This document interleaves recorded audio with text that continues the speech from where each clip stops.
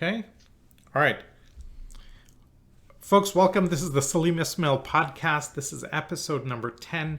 I'm thrilled to have with us today the former head of many things at UNESCO, John Crowley, who, first of all, welcome, John. How are you? Hi. Very nice to be with you. Where are you? I'm in Paris, France. Okay. And you're American originally? I'm British by birth, Irish by nationality, French by adoption. French, wow, full Anglo-Saxon, Norman blood. Okay. And you're living in Paris. For 18 years, you were running the Foresight Institute. No, remind me the actual title. Well, it changed a lot over the years. UNESCO gets restructured every 5 or 6 years, but for the last 8 of those years, I was running a section in UNESCO called Research Policy and Foresight in the social and human sciences. And that's critical from the future scanning and horizon scanning for the organization. Mm-hmm. And for the viewers in the audience that aren't familiar, give them a quick snapshot as to what UNESCO was about and what UNESCO tries to achieve. Sure. So first of all, the name, UNESCO, United Nations Educational, Scientific and Cultural Organization. So it's one of a whole family of specialized agencies within the UN that was set up mostly in the late 40s to conduct specific lines of business within the UN mandate. There's, as many people know, World Health Organization, Food and Agriculture Organization, and so on. So UNESCO, education, science, culture. And basically what UNESCO does in those 3 areas, which have remained, obviously, the content has changed over the years, but the basic principle is the same. What UNESCO does in those 3 areas is essentially 2 things. International diplomacy, educational diplomacy, cultural diplomacy, scientific diplomacy, which means getting the member states of the UN together to decide on things jointly. Like education which are then standards, applicable to all for of them. example. Exactly. And sometimes what they decide on takes legal form. There are conventions and recommendations and declarations. And sometimes what they decide on just has a programmatic form. They decide to work on certain things together. And at the same time, UNESCO is engaged in international cooperation in those areas. So in my case, international science cooperation, which means mainly working not just with governments, but also with scientific institutions, councils, foundations, academies, and so on, to bring scientists together to obviously respond to governmental agendas, but also set science agendas and think about how cooperation can, and that's ultimately the mandate of the whole UN system, contribute to peace in the world. It's been done with mixed success since 1945, but of course the baseline is a kind of counterfactual. How much worse would it have been if we hadn't had the UN and its specialized agencies? Yeah. And of course, we'll never know. Yeah. But the feeling that it might have been much worse if we hadn't had it is one that is at least plausible. You know, I'm one of the ones that has kind of done a fair amount of picking away at the UN, going, big bureaucratic organization, etc. But you're making a very important point, which is when you look at the actual historical trend of humanity, the last 100 years has been about the most peaceful in human existence.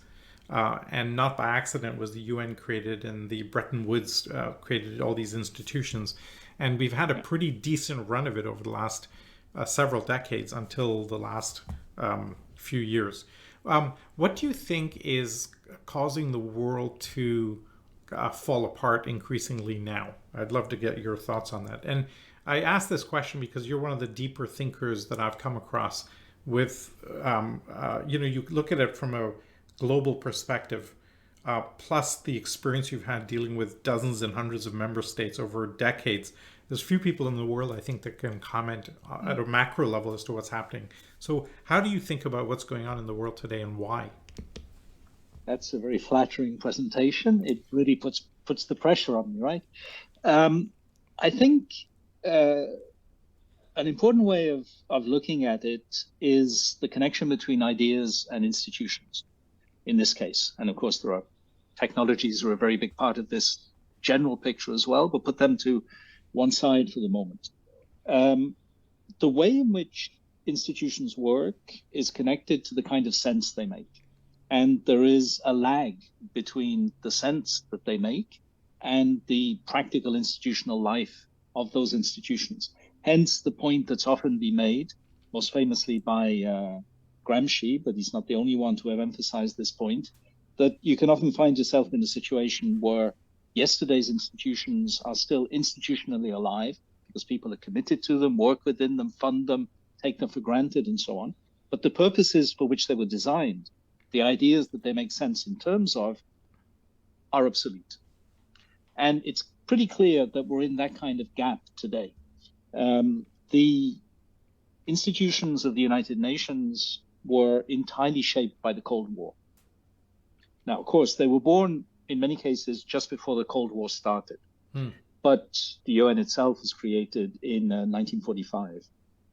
But very quickly, the framework within which they were set was the Cold War. And the Cold War involved, obviously, two antagonistic blocs plus a non-aligned decolonizing world that could imagine themselves as engaged at the same time in a process of geopolitical confrontation and in a process of joint scientific and technological development. And indeed, the language of development was one of the things that allowed those divides to be bridged. It meant something similar to everyone, whether you were in the US, in the USSR, in India, or in Malawi. Development. And development understood as essentially scientific and technological development reflected in physical infrastructures. Though everyone, of course, agreed, and the creation of UNESCO is one sign of that, that the intangible infrastructures of human capital as developed through education were also important. Now, the Cold War was a time of tensions, of course. There were hot wars in many parts of the world as a consequence of various kinds of spillover from great power rivalry. So this wasn't some idealized period of perfect peace. But what it was a period where the institutions and the ideas were to some extent in tune with one another. That started to erode in the late 70s with the Thatcher-Reagan revolution, which instead of seeing the Cold War as the setting within which to organize things, saw it as a war to be won, but without necessarily thinking about what will come next. And it definitively collapsed in the 1990s. And it's interesting that UNESCO's Management of Social Transformations program was created by UNESCO, by the member states, in 1994 as a response within the intergovernmental framework to this challenge of what comes next. The Berlin Wall has just come down. The Soviet Union has just been dissolved. What happens next? What are the ideas through which either the current set of institutions can be revitalized, making sense in new terms, or perhaps, if necessary, new institutions could be created to respond to the ideas that we need for today? And as many of the people watching probably remember, in the 1990s, there were some ideas about that. Basically, the idea that globalization, understood as a technical process, we're all going to share the same new technologies, in particular through the development of the internet, trade. No coincidence that the World Trade Organization was created at precisely the same time as UNESCO's Management of Social Transformations program, and the circulation of ideas in the form of a certain kind of minimalistic institutional idea of democracy, with the assumption, often explicitly stated, that if you export the institutions of democracy, the ideas will follow. Now, of course, many people, even in the mid-1990s, were saying, sorry, this doesn't work. It doesn't work in principle, and it's very unlikely to work in practice. Just to name check someone who, at the time, was a friend. In 1995, not because he later ceased to be a friend, simply because he passed away, of course. In 1995, Ben Barber published Jihad versus Macworld, which was a very influential book at the time, making the argument, as the title suggests, that instead of seeing radical religious movements and more generally identity-driven movements as oppositional to globalization, they should actually be seen as two sides of the same coin. So that the process of globalizing technology, trade, and very impoverished ideas of democracy produces, by the same movement, the antagonistic dynamics that will fight it and perhaps ultimately undermine it.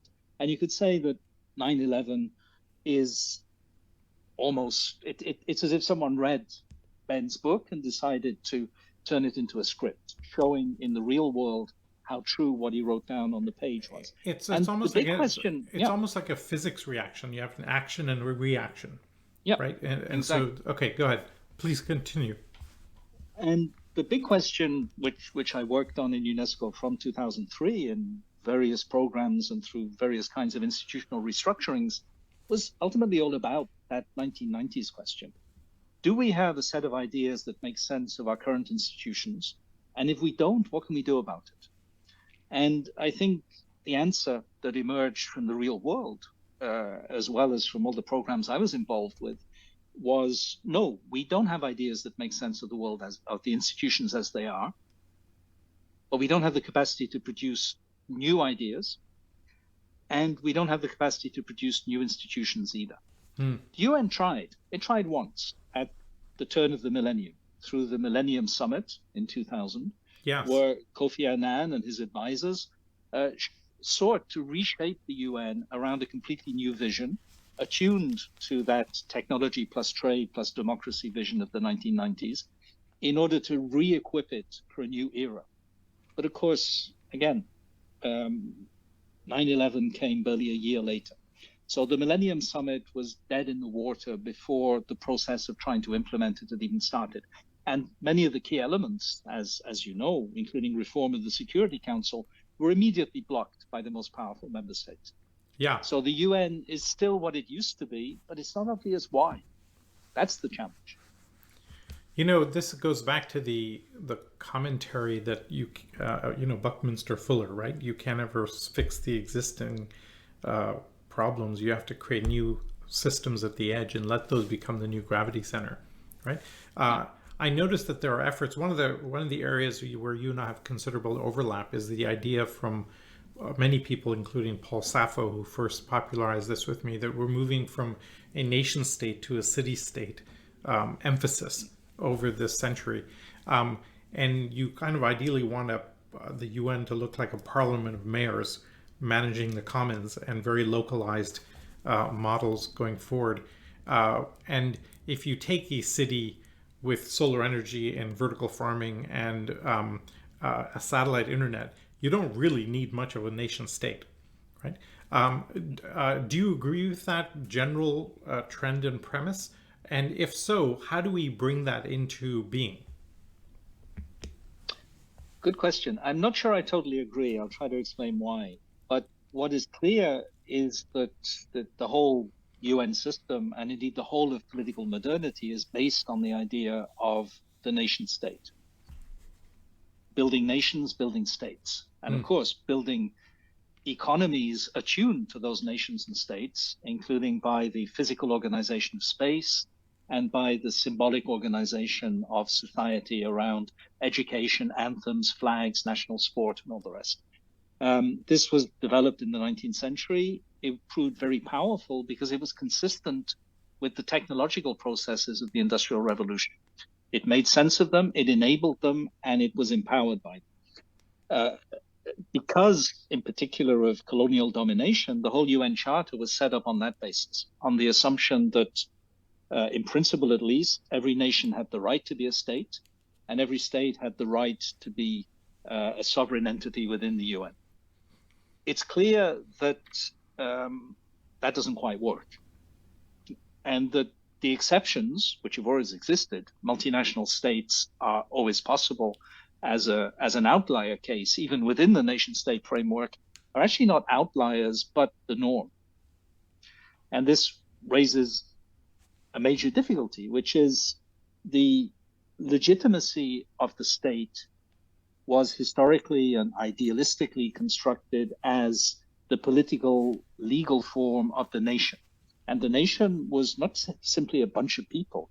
It was a bunch of people connected to a territory, to a history, to cultural markers such as language and national heroes and museums and folklore and traditions and so on. Once you break that link, how do you legitimize the state? And I think one of the difficulties with trying to reshape the geography is that the problem of the nation state is going to reemerge wherever you put the geographical level. A city, a self-governing city, is still going to have the challenge of legitimizing itself in terms its government and its governance, not just the institutions, but also the processes, in terms of an idea of democracy, which in a very broad sense is part of our self-understanding these days. The idea that, which comes from Kant, to be moral is to be subject to one's own laws as an individual, but also as a collective. And if someone else is making laws for me that I don't get to contribute to or be part of, then I feel alienated, left behind, excluded, as we see in the politics of every country these days. The big debates this week in France, as you know, about pension reform. Yeah. And the form of that debate is a feeling among many sections of the population that the government just isn't listening to them, that it is acting for technocratic reasons to make certain changes to the pension system, but is deaf to the concerns of the population. And you mentioned a pretty reasonable assessment. You mentioned multinational kind of entities. Can you give us an example just so it anchors in our head? Well, I think, first of all, during the Cold War period, the Soviet Union was the ultimate multinational entity. Okay. So there was a reference point for a state, a member of the UN, recognized as a sovereign state with central political authority, that by no standard was national because it explicitly recognized the diversity of nationalities within it. And that became an important reference point for other states that, for whatever reason, couldn't think of themselves as national, but wanted to create coexistence. Now, Soviet Union's gone, but let me take another example, which is a very obvious one. I was born there, the UK. Yeah. The UK is a multinational state and increasingly sees itself as a multinational state. That's not a scandal. It's not a violation of the fundamental principles of modernity, but it is an exception. I'm from India originally, and right there you have an example of that, where you've got 20 different major languages and complete chaos of understanding between different segments, yet it does operate as a nation state, lumbers along. The best comment I heard about India a few weeks ago was, if you look at the history of India, the optimists are disappointed and the pessimists are disappointed. And I thought that was just a great framing for the progress or lack thereof that's been made over the decades. So if you go back to the future, there's also massive gaps in the nation state problem. Like you take the problem of the Kurds, which sit across, or the Palestinians, which sit across multiple areas, or historical things that have happened, like the India-Pakistan issue and China and Tibet and so on. I guess for the most part, if I take the pro-UN perspective, for the most part, nation-state systems have mostly worked, except for these few hotspots. But something different is happening now, and I don't know how to qualify it or frame it in the terms of what's happening at the national level or the nation-state level. Maybe you have some wisdom or insights around this. Yeah, I think the question of political authority and political legitimacy is actually at the heart of it. The idea of the nation state, not necessarily the messy reality, but the abstract idea, is that there's something called nations, which come from history and which are people shaped by culture, territory, language, and so on. And these people want to govern themselves. And indeed, in the UN Charter, they have a right to self-government. And the form in which they can govern themselves is a state which, to the same people and the same territory, applies a certain set of institutional rules, including rules for who gets to govern and so on, and how laws are made. And because the state is the legal political form of the nation, there's a kind of seamless, at least ideal, connection between the authority of the state and the legitimacy derived from representing the nation. If that breaks down, then there's an immediate problem, which is why this particular state? The nation gives a logic for the way in which the lines are drawn on the map. The logic comes from history, of course. It's not some kind of absolute essentialist logic, but the history is meaningful, and people can see how their particular state came to be put together. If you look at a map of France since the year 1000, it gradually, from a central band, aggregated the periphery to become France we know today. That was an arbitrary process. It could have happened differently. But the way it did happen can be recognized by people as part of their shared history, the construction of France.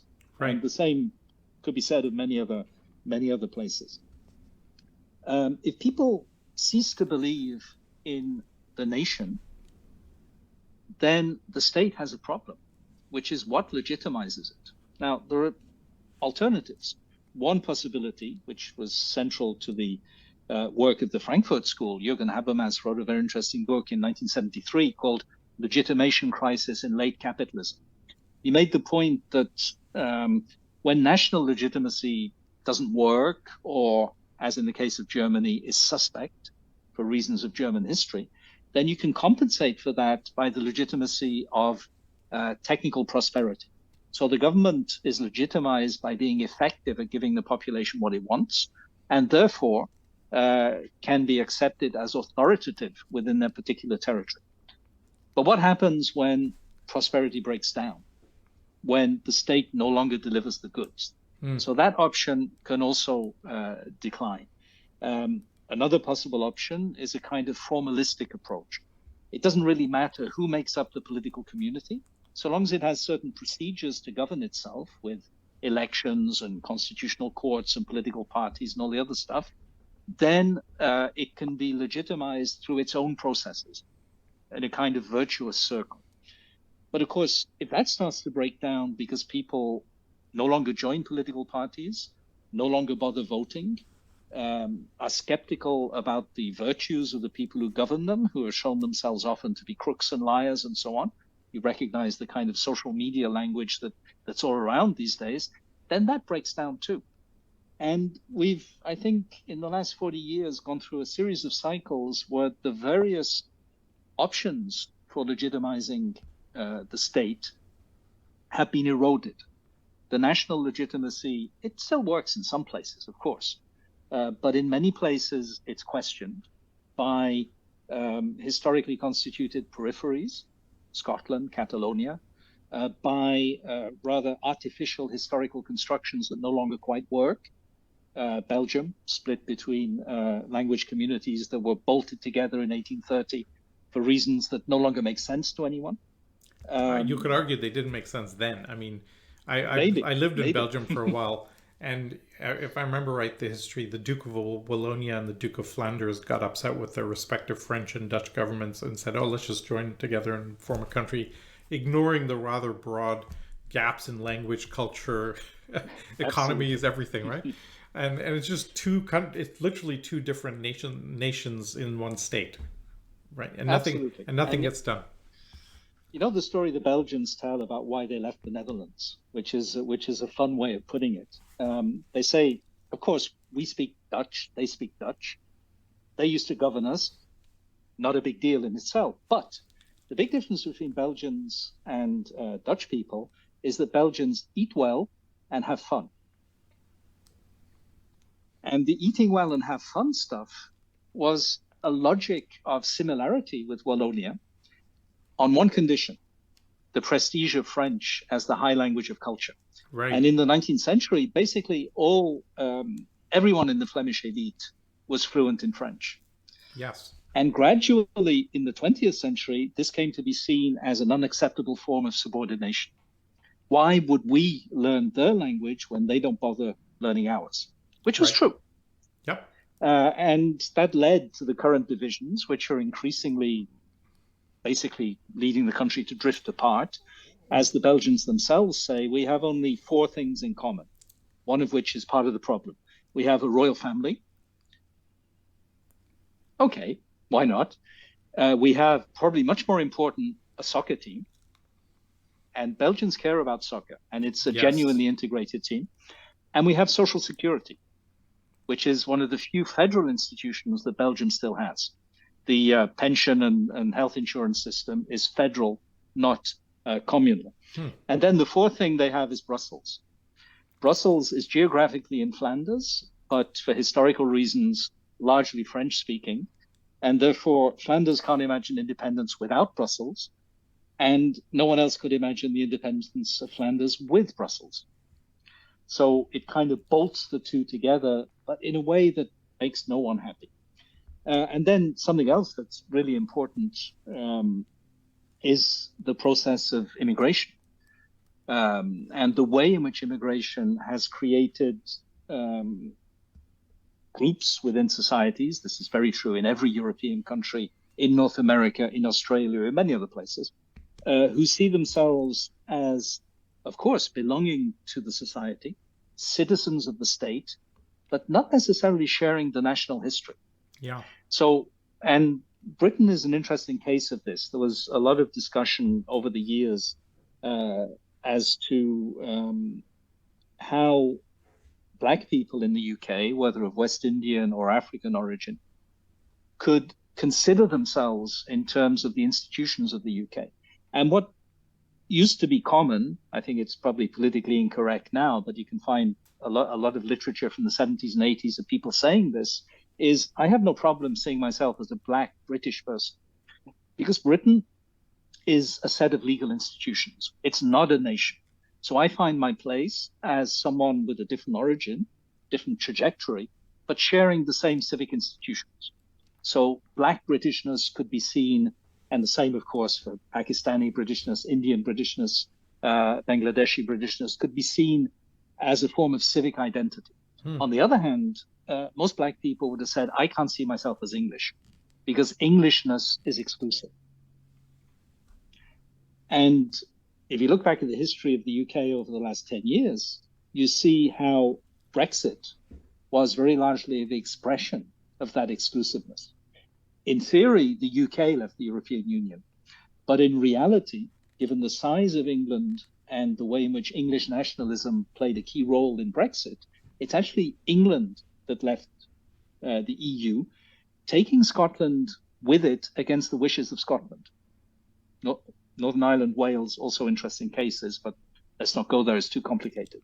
And as everyone knows who's following this, the question of whether Scotland will stay part of the UK, from an important but perhaps not central question until 2016. There have been two referendums on it. Both referendums have said no to independence. Has now become the single most important issue in Scotland and by extension in the UK, because if Scotland leaves, there's no UK anymore. Yeah. All of that down to this tension between the national and the state. Yeah. Or the nation and the state. And I think, and coming back to your original question, which is fascinating, and I'm probably talking too much here, taking it down to the city level doesn't actually solve that, because every geographical level is going to have these potential fractures, where at some point you have to say, why this particular geography? And that has to be justified in ways that can't be just formal and procedural. We all elect the same mayor, so we're all part of the same city. Sure, but why were those boundaries drawn the way they were? You know, cities or nation states historically had, in general, very defined boundaries, right? The Himalayas bounding and separating India from China, or the oceans, etc., etc. In a digital world, I guess a huge question becomes where do those boundaries sit, and how do you even describe those, especially when you can fly anywhere and move everywhere so quickly these days. I guess we lose. You know, we talk in our world coming from Singularity University, X Prize, the EXO movement, etc. 100 years ago, anything important in the world happened within a day's walk. Right? Today, something that happens in Tokyo affects us in seconds. I mean, it's incredible to me, the reverberation of the Silicon Valley Bank collapse hitting Europe and Japan and bank stocks all over the world as people look at this. So if we kind of go, okay, the current structures don't work, how do you see this? What have you ever seen a structure? The prominence and the increased emphasis on city states is one path. Is there another format or structure that you've seen that you think might work? No, not one that I've seen. But I Okay. think there are some ideas incipient in the transformations of the world that might offer some interesting paths. Okay. But no, they haven't been experimented. They haven't succeeded. And it's interesting that you mentioned singularity. Of course, it's an institution, but singularity is topology. And what's ultimately the challenges we face are topological challenges, which is why I'm not sure just changing geographical scale makes a difference, because every geographical scale is going to raise the same issues. And indeed, an aside on that, it's interesting how this set of challenges and crises within political thinking have led to the reemergence of something that everyone thought was completely dead, which is extreme libertarianism, Yeah. including in the form of radical survivalism. The idea that I'm only truly free if I depend on no one for anything, which means I have to live in the woods with my own energy source and my gun and so on. And anything I rely on someone else for is something that enslaves me.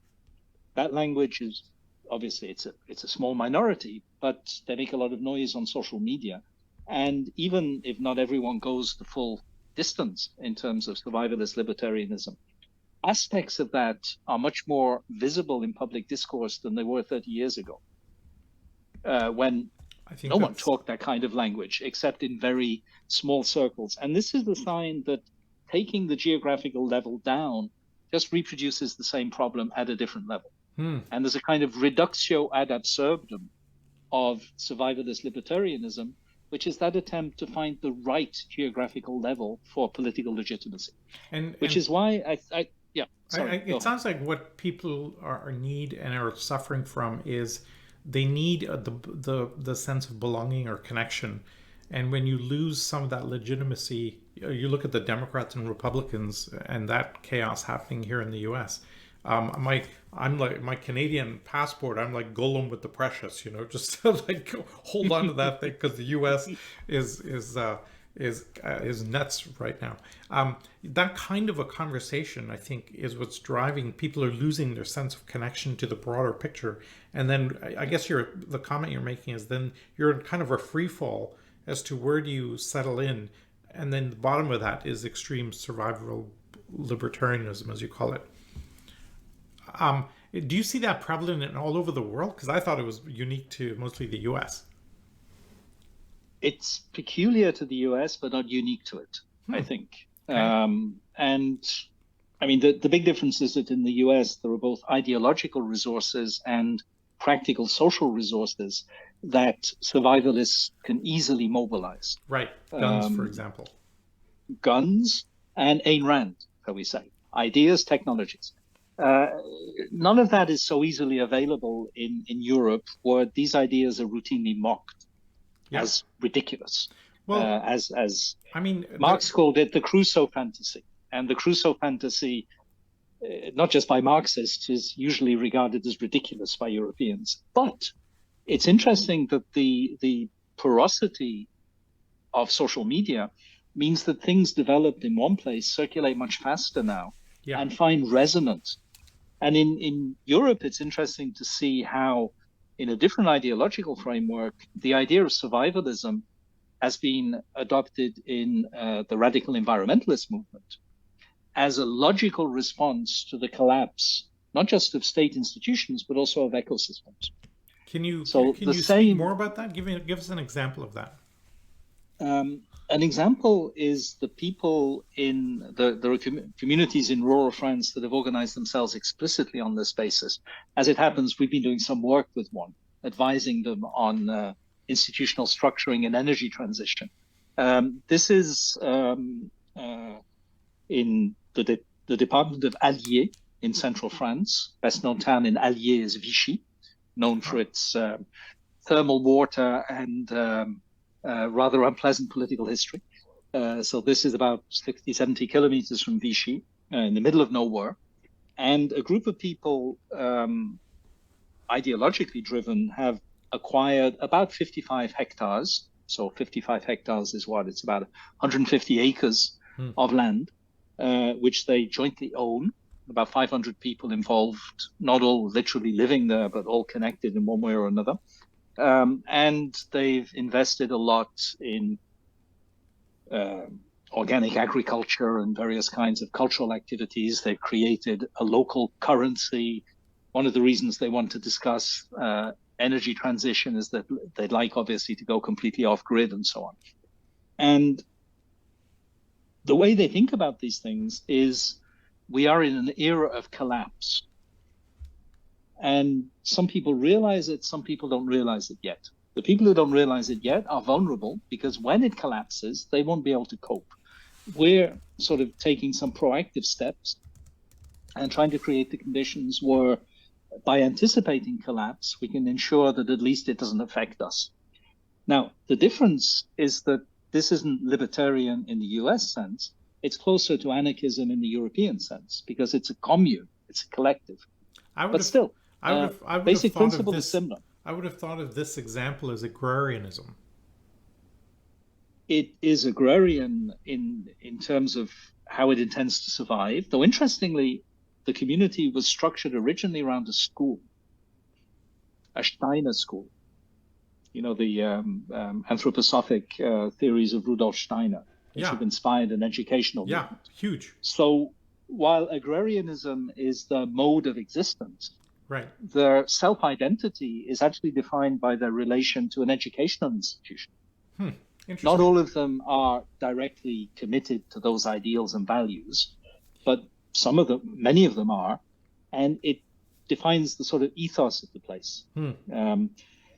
Just anecdotally, they have stones that they put at places that mark earth lines of magnetic force in the earth, and so on. So they are very committed to these ideas. They use biodynamic techniques in agriculture too, which are basically the agricultural equivalent of homeopathy. Yeah. So there's an ideological context there. But what it is very clearly, sorry, let me backtrack slightly. In the 1970s, this was more about creating a safe space for ideas that were non-mainstream.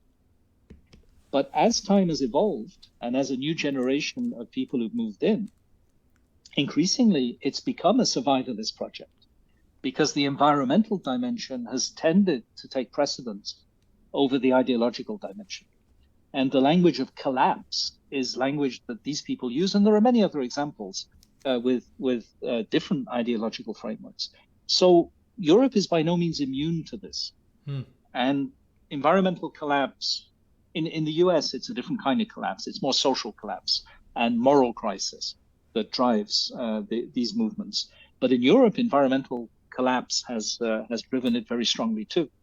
And then, of course, you have the hardcore libertarians, even in Europe, like the guy who bought an abandoned gas platform in the North Sea and declared independence. Right. He's not recognized by anyone, but at least he claims to have his own state, him and his family. It's in on this international platform. waters, right? It isn't. It He isn't. wishes it was. I see. It's in British waters, so he's clearly subject to British sovereignty. Oh dear. Okay. He's claiming independence, right? And it's both anecdotal and fun. You know, it's a bit like the way free radio in Europe was originally based on a gas platform too. Radio Caroline. That's right. Emitted from a gas platform. That's right. I remember pirate radio, as they called it, way back in the day. Anyway. So when I've talked to other people looking at the same problem, Paul Sappho for one, Vinay Gupta, and I've had a few conversations about this. A fellow called William Ophuls, who was heavily influenced by Joseph Tainter, A Collapse of Civilizations, etc. The general prevalence seems to be that we are seeing a major breakdown of social structures, political structures. Nation states are basically fragmenting, and we're going to end up in an agrarian society.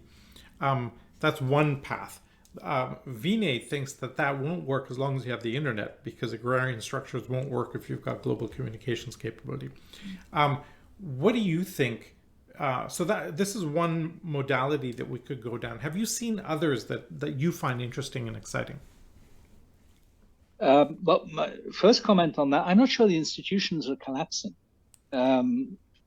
they're no longer making sense, but there's a lot of inertia in institutions.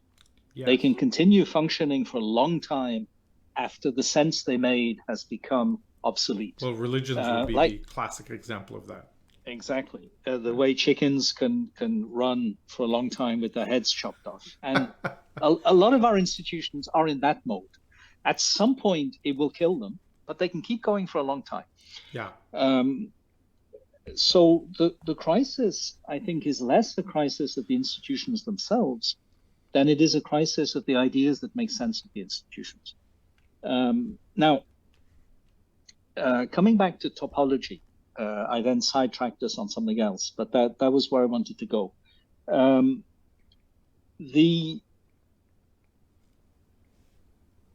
In fact, let me track back slightly to something I said earlier. There's a kind of triangle of ideas, institutions, technologies. And that triangle is the triangle that structures the sense-making of this institutional political world. Wait, let me just repeat that. So ideas, institutions, technologies. Yeah. Okay. Ideas, obviously, including values, and institutions, including practices and behaviors and so on, not just formal legal institutions. And if you look at Karl Polanyi's book, The Great Transformation, classic book on the Industrial Revolution and the creation of political modernity, what's interesting, and I'm basically borrowing this from him, is how he analyzes that moment of transformation between about 1750 and 1830 in terms of a synchronization of transformations at the level of ideas, institutions, and technologies. The invention of democracy as a modern political system, the invention of the steam engine, and a range of other scientific and technological innovations at the same time, and the invention, basically, of the idea of equality. Now, equality between whom, and so on. The whole question of slavery and colonialism comes into that. But the idea that, in principle, at least, we can create a democracy of equals based on technology that allows us to extract value from the earth. All of that fitted together in a way that created the framework within which the nation state became the natural political form. So what you're saying of modernity. What you're saying is the modern world and the Industrial Revolution specifically got triggered by an uptick in all three areas: ideas, technology, and institutions. And so then if you extrapolate from that to move forward into the next leap that we need to take, because we're clearly in a need for a new model, we need to do the same thing. We need to have ideas, institutions, technologies, all operating in concert and to pop us up. If 2 out of 3 or 1 out of 3, you have a cohesion issue. And it doesn't make it. So the question then becomes, given the technologies we have, the ideas we have, the institutions we have, given the gaps that induces, given the tensions and fractures that stem from that, how could these things realign? And what strikes me is that the key technologies of today are technologies of deterritorialization, including, of course, everything to do with the internet. So the attempt to find the right territorial level for governance, authority, legitimacy, living together, and so on, is probably incompatible with the technological framework that, on a scale of not centuries, but decades, we will probably be working within. And many of the newer technologies are trying to take that further, including, for instance, the idea of the metaverse, which would allow not just information, but human experience to be deterritorialized. Okay. Well, hold on a second. This is a very important concept, and I want to make sure we treat it fully. So what you're saying is new technologies tend to have, as an output or byproduct, deterritorialization. Yeah. So, for example, the internet allows everybody to operate interact in a similar way. Metaverse, as you say, takes that to the full extreme, right? And given that all of our political systems and social structures are territorial, this is obviously a massive problem. So as you deterritorialize, then I guess the question is what takes its place? It's a very good question. I don't have a definite answer, but some ideas. Can I give you an analogy that we came up with and get your feedback on that analogy? We were looking at this problem about 10 years ago, some colleagues and I, and a fellow called Malcolm Pollock, who's an old coworker and philosophy buff.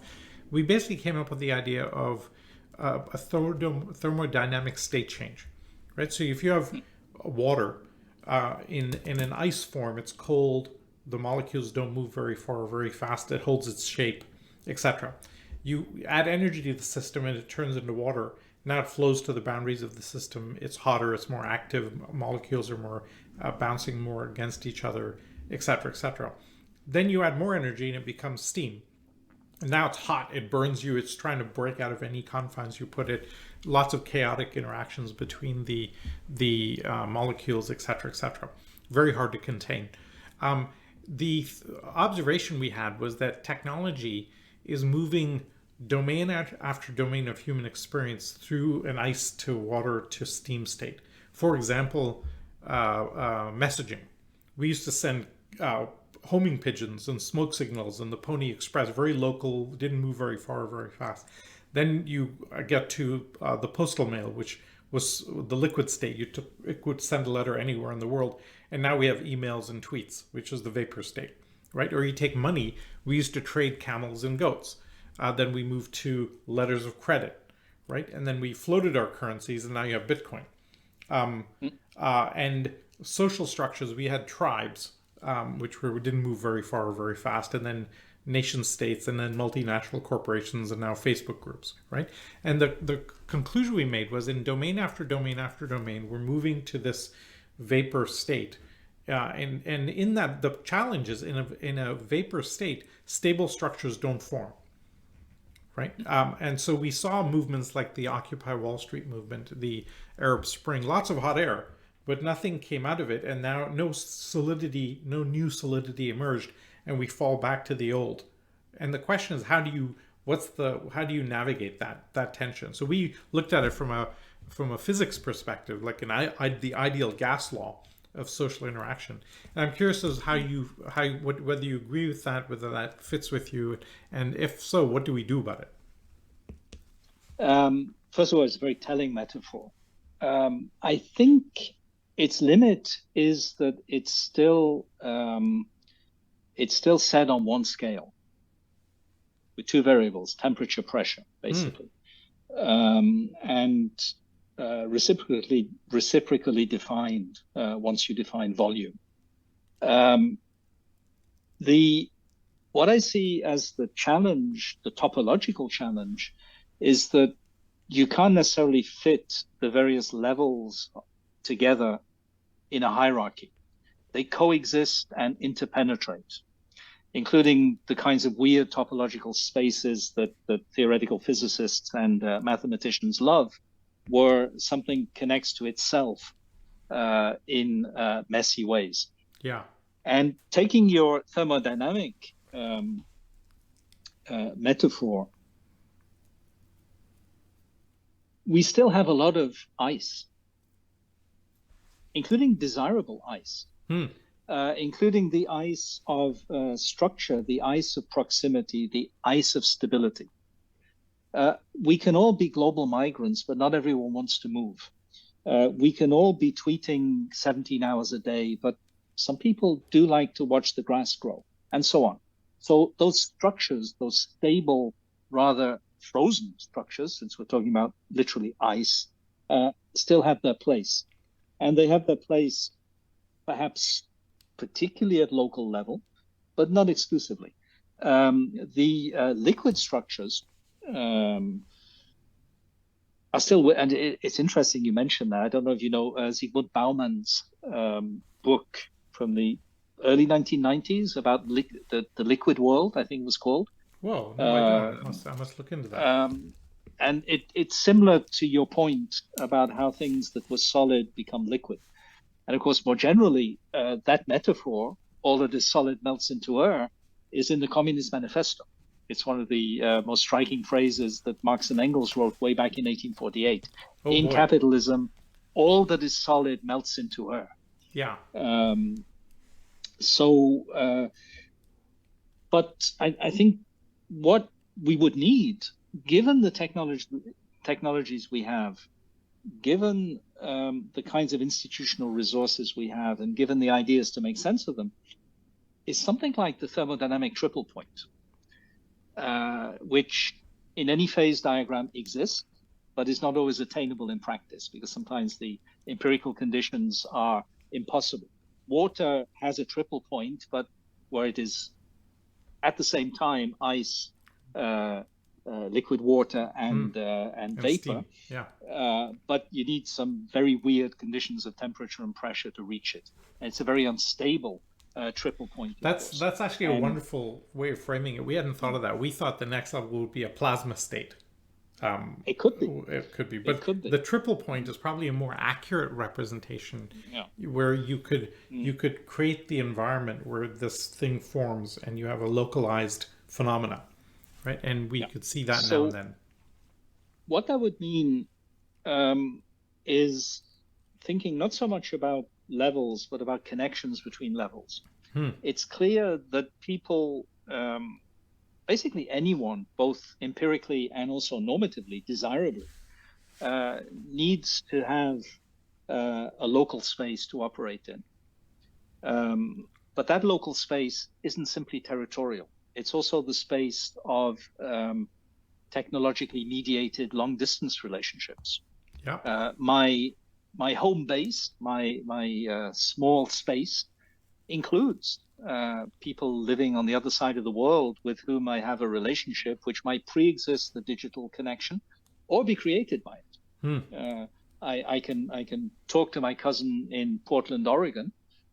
I do actually have one. Hi, Mick. But of course, that relationship, which is a family relationship, pre-existed his emigrating to the US. But there are other people that I've never met except online, of whom indeed, Salim, you're one. I hope we will get to meet in the real world at some point, but all our interactions so far have been digitally mediated. As rich as they've been, they have been very open digital, yes.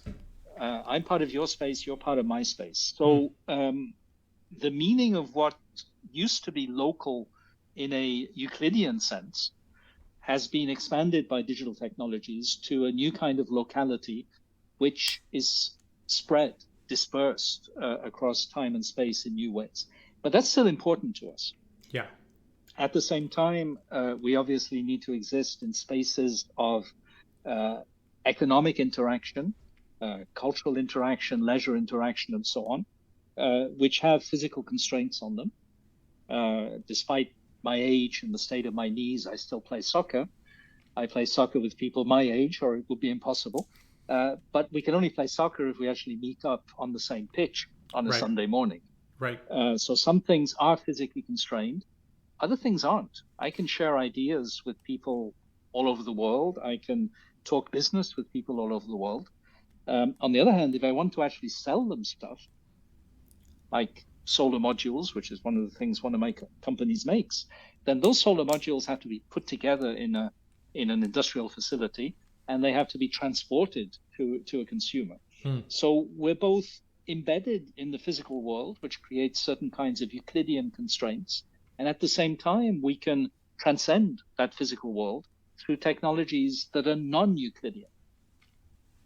And the best way in which you can see that they're non-Euclidean is that the communication system is a transmitter-receiver system, which means that the information transmitted doesn't actually exist as information in between the transmitter and the receiver.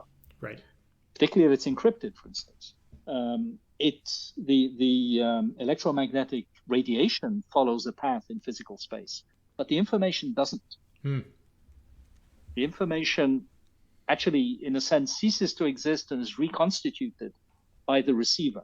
And if the receiver is destroyed, then the emitter is emitting into a void. Yeah. So there's something fundamentally non-Euclidean, which isn't Riemannian or anything else either. It's not spherical geometry. It's some higher level of geometry.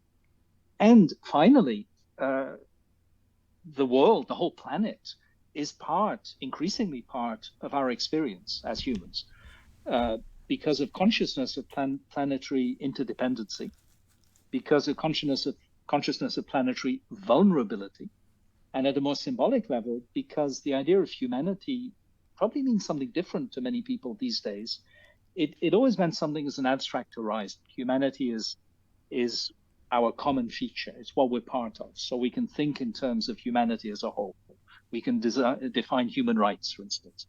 And we can think about the common interest of humanity. But humanity as subject is quite a new idea that's very connected to planetary interconnections. And of course, humanity as a subject doesn't have a political expression these days. The United Nations isn't the expression of humanity as a subject. It's the expression of the separate member states coming together on an intergovernmental basis. Where do you see examples? Quite a few people have written books about this. This is a great topic. Where do you see examples of humanity as a subject? The first thing that pops to my head is art. Is one expression. Do you see others? Yeah, I think the environmental movement is all about trying to create humanity as a subject. Okay. In dialogue with non-humans.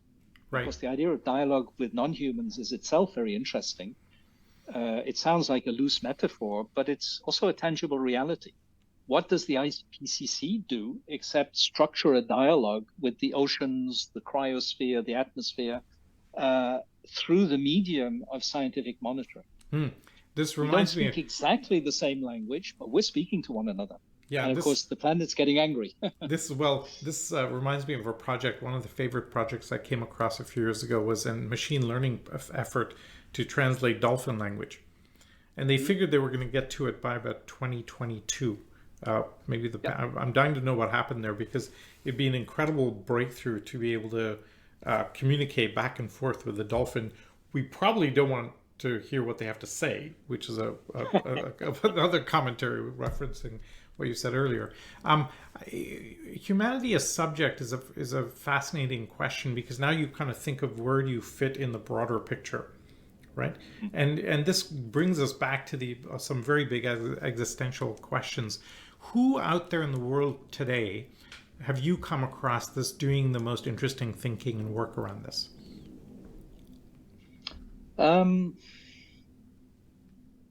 Well, let me mention one person who I think everyone has heard of, the recently deceased French philosopher Bruno Latour. Did some really very interesting work around this idea, particularly around the idea of hybrid publics. In other words, publics that include not just humans talking to one another, but also the non-humans they interact with. And Latour's work has been extremely influential, and I think opens a very important door to a way of thinking that will be a central part of the ideas of the future. And your dolphin example is really very telling. I think I read actually a few months ago, late 2022, so perhaps precisely the outcome of the research you're referring to, that tests on communicating to dolphins by emitting dolphin messages coded by humans has now been done, and we're basically waiting to see how the dolphins receive this. Wow! And if you've read The Hitchhiker's Guide to the Galaxy, you know that dolphins are the second most intelligent species on the planet. Yes. Humans being the third. Yes. The first one was mice. Mice. That's right. It's the mice. But of course, the joke in Douglas Adams is that the mice are simply the three-dimensional manifestation of pan-dimensional beings. Right. Which brings us back to topology. Latour is a good example of the attempt to break down some of those barriers. In other words, not simply to think about globalizing the national or localizing the national, but think about all the different levels together and think about the connections between those levels in light, among other things, of environmental codependency. Latour doesn't talk a lot about technology, but I think it's equally important to think about technological codependency. I'm very interested in the whole question of the ethical status of machines, for instance, on which there's a lot of very interesting recent work around artificial intelligence, around robots, and so on. The non-human world we'll need to live in, which we are creating, for better, for worse, is a world composed of tigers and dolphins and mangroves and bacteria and so on. But it's also a world composed of networks and machines that we have designed to have properties that might perhaps escape our control. And one way or another, we're going to have to live with all of that. Yeah. So it's a world that is more considerably more complex than just how to organize stuff among humans. That's the first dimension of complexity. And considerably more complex than that rather neat sequential ordering of space that we used to have, from village to province to city to continent to planet. Hey folks, Salim here. I am so excited about our latest launch, the Exponential Organizations 2.0 book. It's a living book. This baby is a living, breathing, always up-to-date source of knowledge on the latest technologies and techniques for transforming organizations and building 10x growth and impact. How do we build a better future using the latest and greatest 21st century techniques?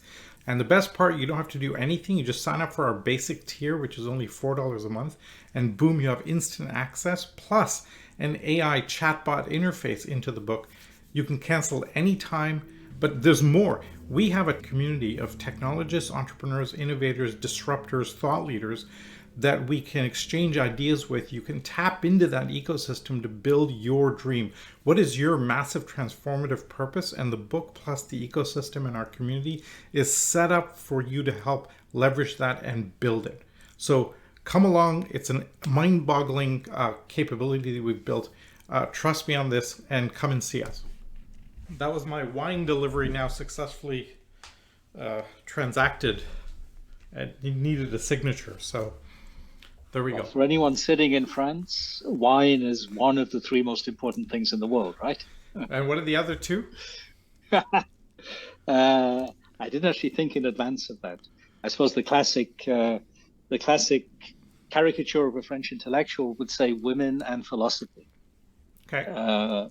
It's apropos at this point. Let me throw out the definition, the best definition I ever heard about the French, which was from the CEO of Groupama, the mutual insurance company. And I was doing a project to transform the company. I was going crazy, and I finally took him aside and I said, God, French people are incredibly difficult to work with. Why are French people so hard to work with? And he said, oh, let me show you this. And he pulled out this article.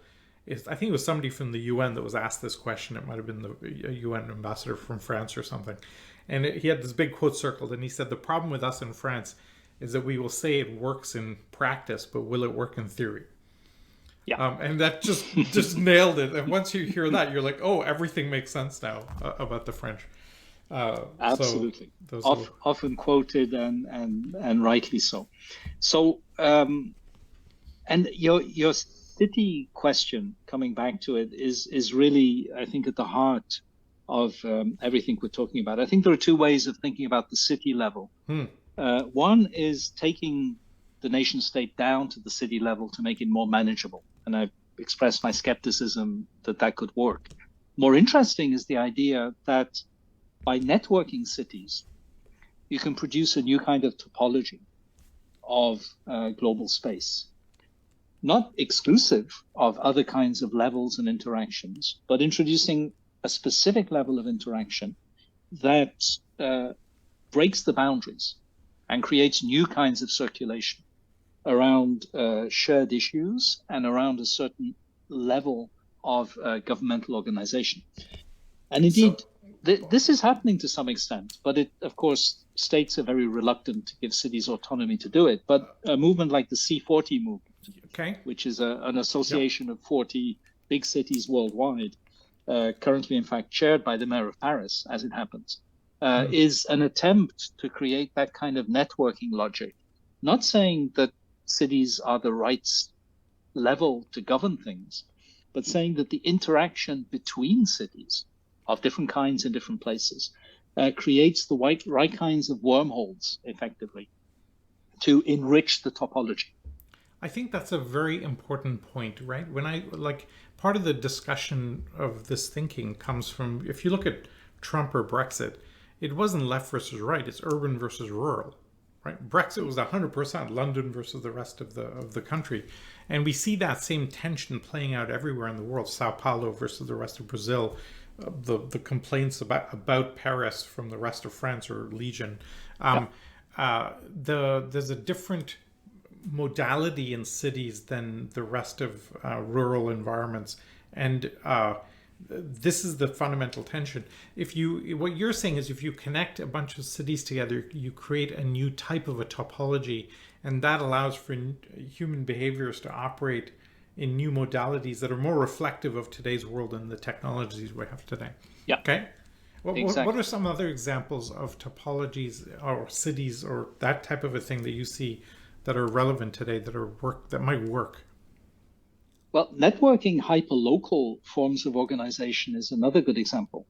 Many of these communes that I referred to, or these survivalist enclaves, are not really isolated, because the one thing they take from mainstream society, as you said earlier, is technologies of connection.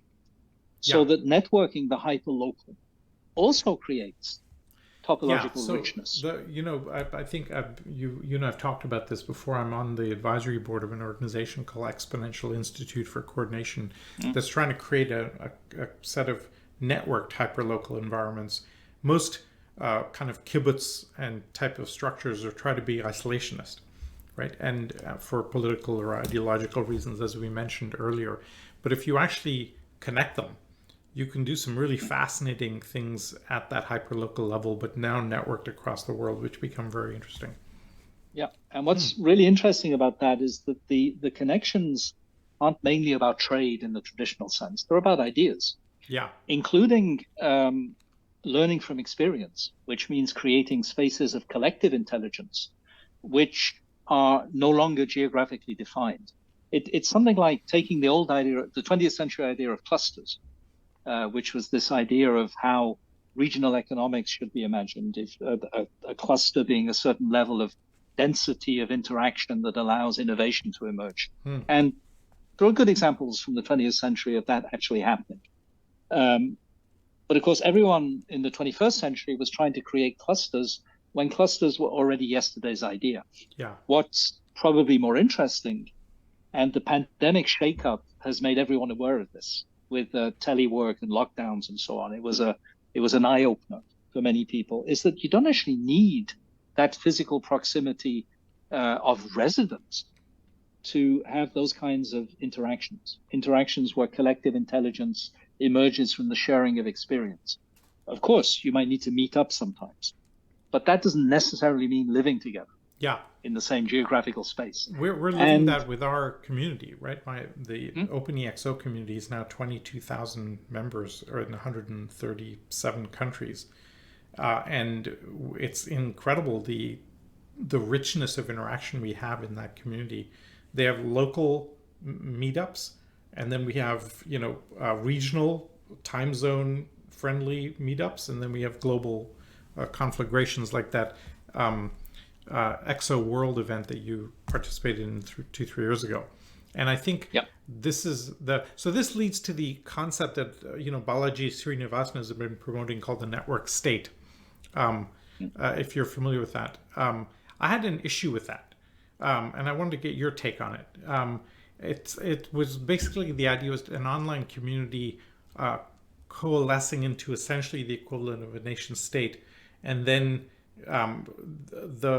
he said all you have to now do is get legitimacy from some existing nation state, and that's where I found the breakdown. I thought, wait a minute, that's a big hop. It's a little black box in there going, nobody's ever going to say yes to this, and you're back to square one. I'm curious as to your reaction around that. I think for the same reasons we were discussing earlier, looking for the one right level of anything is not going to work. In other words, we should be looking at these processes and levels of organization, dynamics of self-organization, not as alternatives, but as complements. Now, of course, if you step back a bit and sort of look 50 years down the line, as you pile up overlapping modes of organization, some territorial, some non-territorial, at some point, and this brings us back to phase transitions, this is going to create tipping points within the system.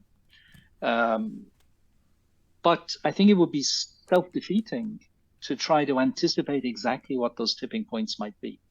So in other words, the task that we face is less the task of designing a new world than the task of creating the enabling conditions from which a new world can emerge. If you try to plan it too tightly, you're just going to confine it within the limits of existing ideas. 100% agree with that. You create the ecosystem and the enabling conditions, and then hope for the emergent.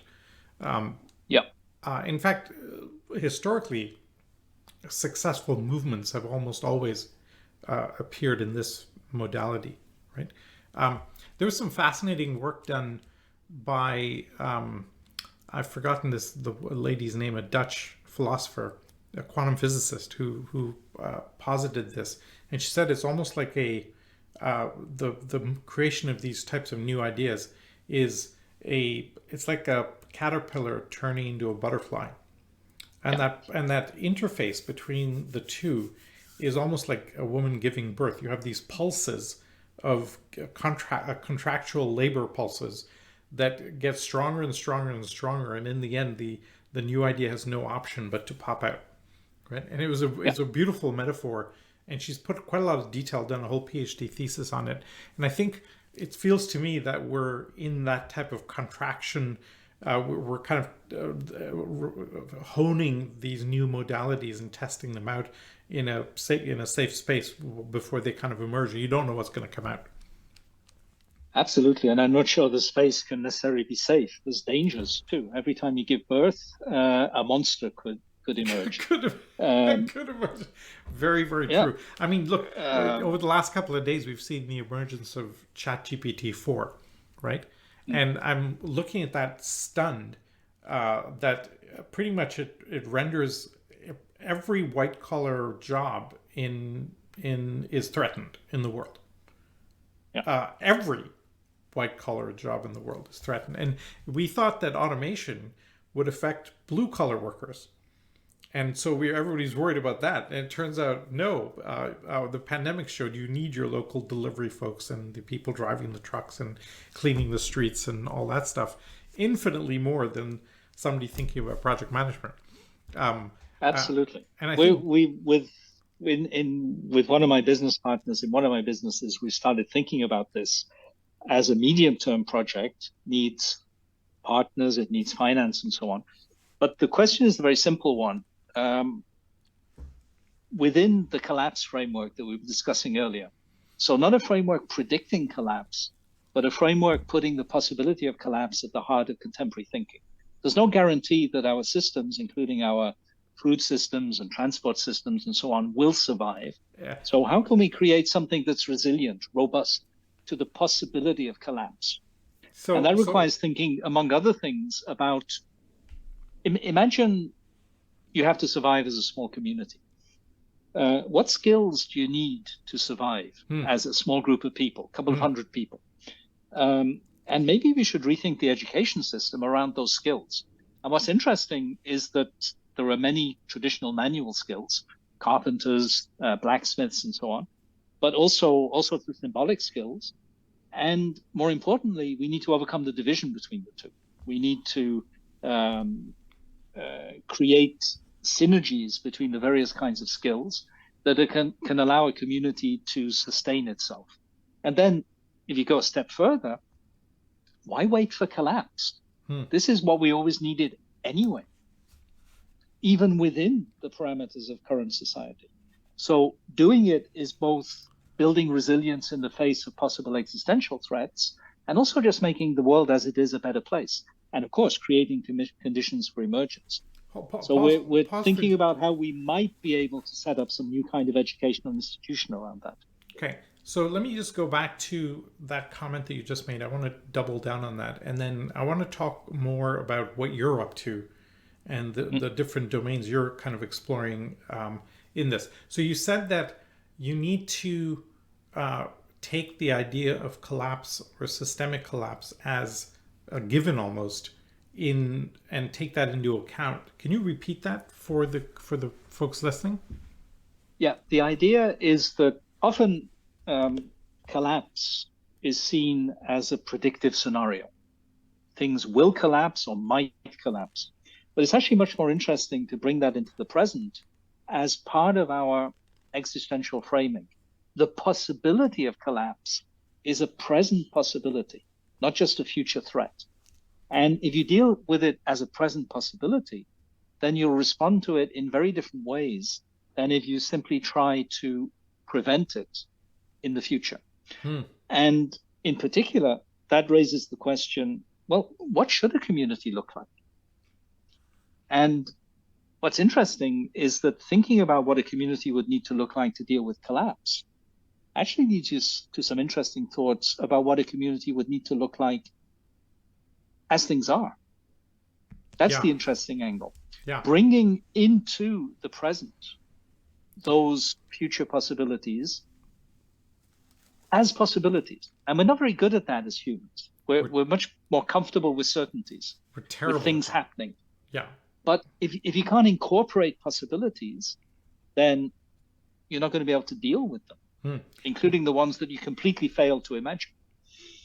Black swan events. I call them Gutenberg moments. I make the comment that we have 20 Gutenberg moments hitting us at the same time. And by the way, I tweeted a couple of days ago that with the announcement of ChatGPT 4, we've now hit a kind of existential singularity where our brains cannot process the speed at which changes are taking place. I thought I was pretty good at it until 2 days ago. Now I'm feeling I can't cope anymore. Let me. You're the CEO of PhGD Group. Yeah. And tell us what business endeavors you're up to, because 18 years at UNESCO, plus running the foresight and social efforts there, have given you a perspective that few people in the world have. So what does that give you guidance, and how is that informing, and what are you up to? What are the top 3 or 4 projects you're up to and excited about these days? So first of all, my slogan, which actually summarizes the whole approach, producing better, consuming less. That's what I want to work towards through technologies and ideas. We call that an MTP, by the way, a massive transformative purpose. So yeah, exactly. Produce better, consume less. Yeah. Okay. And there are many ways of thinking about consuming less, including sort of neo-feudal, renouncing worldly stuff and so on. That's not what I want to work on primarily, because I'm much more interested in the idea of efficient intelligence systems, which allow you to do more with less, than I am in simply reducing the heat, so to speak. I'm convinced that there is a huge space for much more intelligent organizations of energy systems in particular that doesn't necessarily require people to consume less energy, but does require the systems to transform themselves. So that's the basic principle. This divides into 2 sets of business lines, one ideas focused and the other technology focused. The ideas focused business lines, and it's partly accidental that I met different people at different times, and we decided to hook up as business partners without bringing everyone together into one company. That's just the way it evolved, very, very organically. I have 2 consulting companies, one focusing on transformative practices, which is called Hagrave, with a business partner called Patrick de Georges. And we're the people thinking about the question of collapse, for instance. What we're trying to do is turn the idea of transformative practices into very concrete, practical ways of helping institutions, particularly public institutions at the moment, but private institutions should be interested too, and where relevant, even individuals, to use practices that lever transformation. And those practices can be spiritual, artistic, psychotherapeutic, and we have some really good partners we can work with that can set up events, training programs, activities that allow groups of people, senior managers, for instance, from the corporate sector, or people running public institutions, to come together and be shaken up for the good, for their own good and for the good of the businesses they run.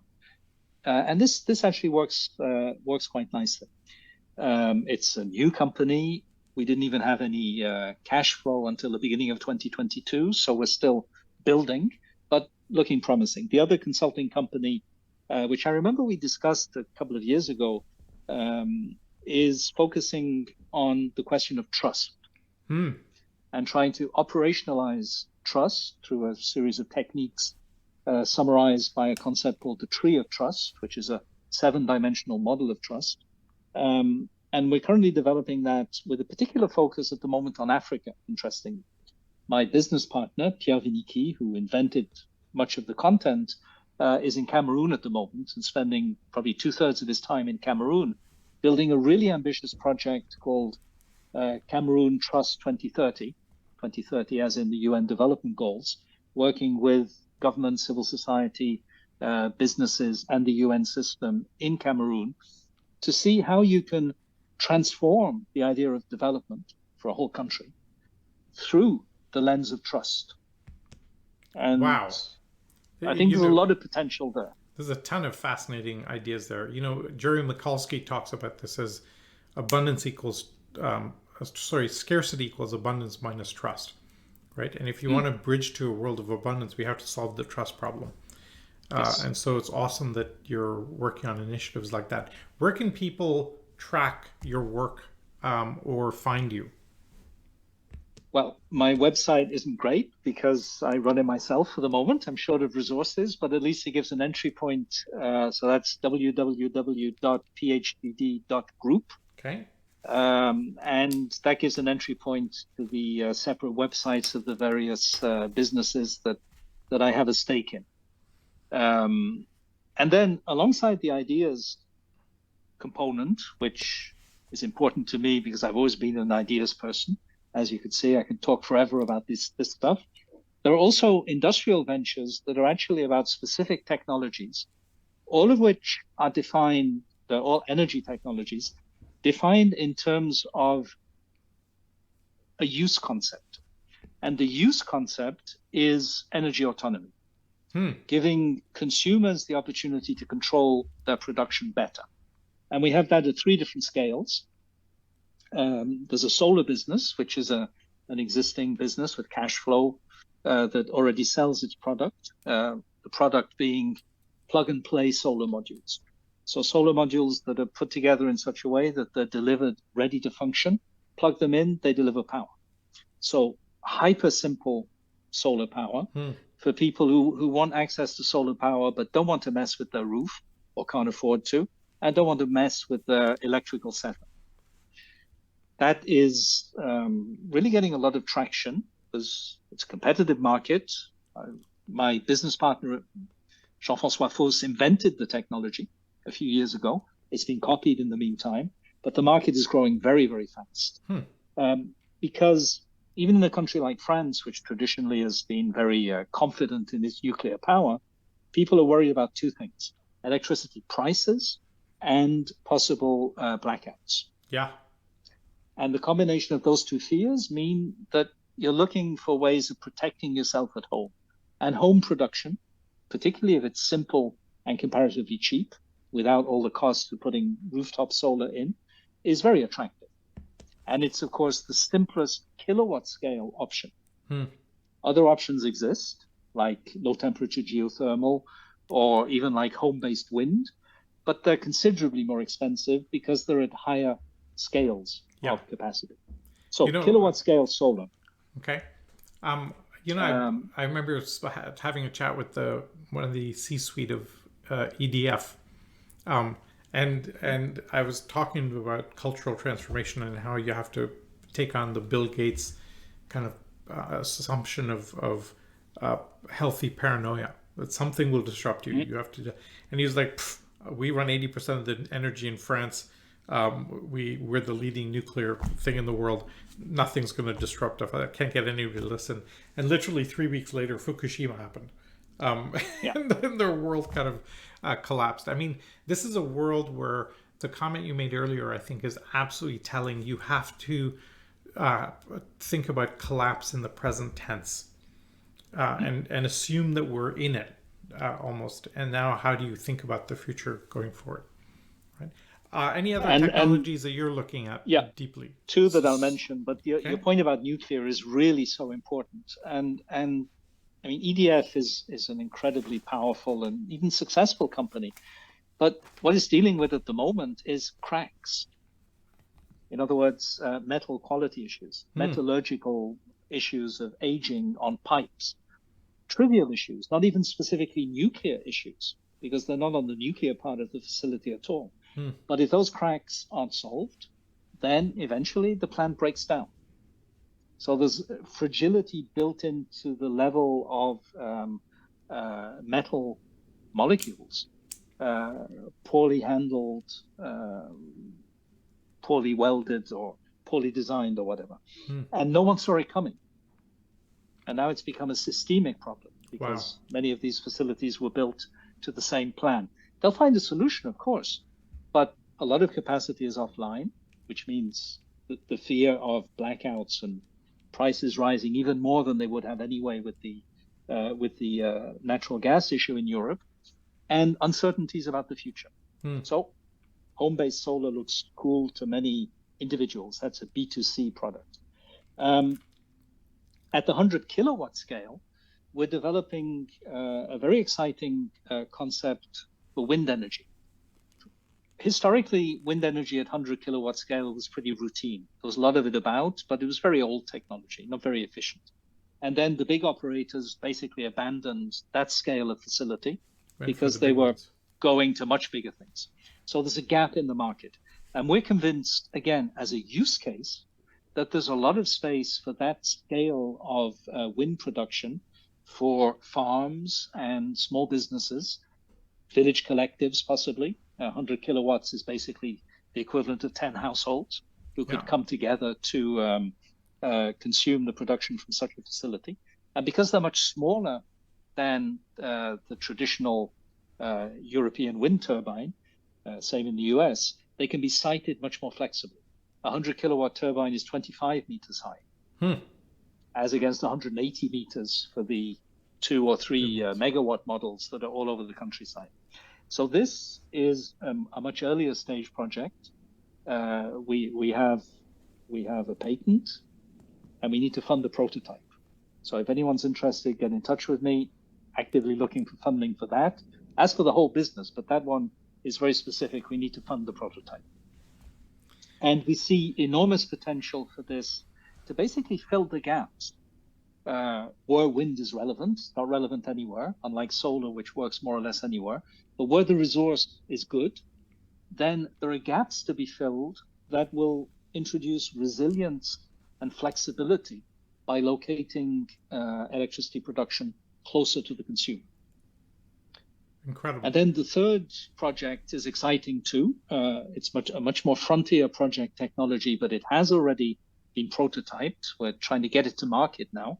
It's a technology that uses magnetic energy, permanent magnets and background magnetic fields to produce continuous zero emission energy,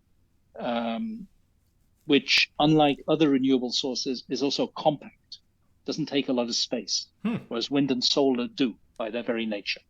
You can fit a megawatt on about 4,000 square meters, an acre. And a megawatt on an acre is much better than wind or solar can possibly do. This is slightly controversial technology because many people are convinced it can't work. Because it's very much connected to ideas that ultimately come from Nikola Tesla. He imagined this. It's just that my business partners have built it. It's a dangerous game to argue against that man. Exactly. As we see, the history has shown that many of his ideas that weren't, the world would have been much better off if we'd have listened to him more. Absolutely. AC And the versus whole DC current, story, for example. All absolutely. that. The whole story is fascinating. The way in which he sold all his patents to Westinghouse, who just shredded them basically. Yeah. Bought them deliberately so as not to use them because they would have been too disruptive to their own business model. Yep. Oh, and he made a lot of money from it, which he then wasted by building his wild dream in Long Island, his dream of the Wardenclyffe emissions tower. Which, anyway, fascinating man, totally mad, but incredibly clever. So total genius. So, John, we're running out of time. Yep. I would love to have a follow-up with you because I feel like we've kind of just tickled at the surface of some of these. There's some ideas that popped up that I would love to explore more, like the collapse of the present and some of the topology discussions, that triangle of ideas and technologies and institutions, et cetera, et cetera. So perhaps we can do a follow-up sometime. I'd be delighted. Let me wrap this up. This has been the Salim Ismail Podcast, episode number 10. Phenomenal conversation with John Crowley. More to come on this. John, thank you very much for being with us. Thank you very much, Salim. Great pleasure. I am so excited to announce the launch of our new OpenEXO platform. It's a game changer for those of us who are passionate about building a better future through the breakthroughs of new technology, plus new mechanisms for exponential organizations.